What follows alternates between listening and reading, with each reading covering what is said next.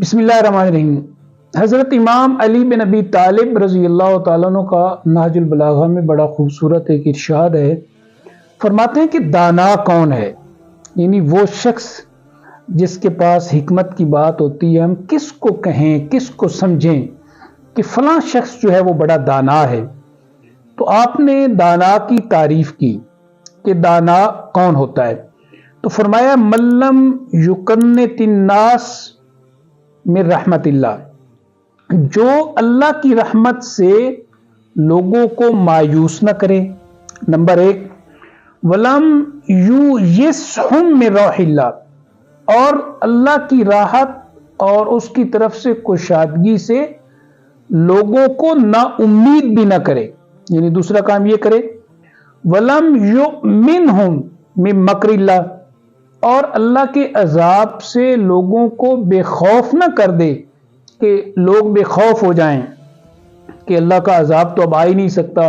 یا اللہ کی پکڑ ہو ہی نہیں سکتی۔ یعنی دانا وہ شخص ہے جو لوگوں کو اللہ کے عذاب سے بھی بے خوف نہ کر دے اور اللہ کی رحمت سے بھی نہ امید نہ کرے۔ تو رسول اللہ صلی اللہ علیہ وآلہ وسلم نے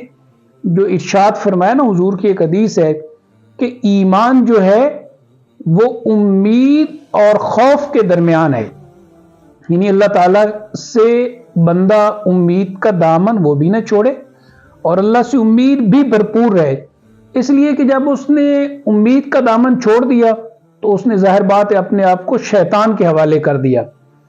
تو جب ایک شخص نے اپنی لگامیں شیطان کے حوالے کر دی تو پھر شیطان اسے جہاں پہ چاہے لے جائے،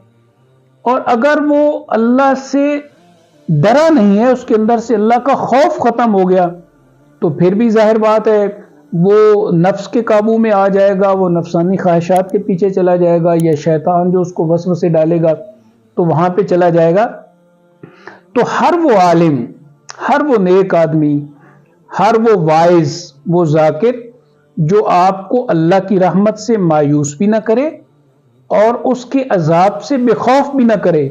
تو ایسا شخص دانا بھی ہے اور ایسے شخص کی صحبت بھی ضرور حاصل کرنی چاہیے۔ اللہ تعالیٰ عمل کی توفیق عطا فرمائے۔ وآخر دعوانا الحمدللہ رب العالمین۔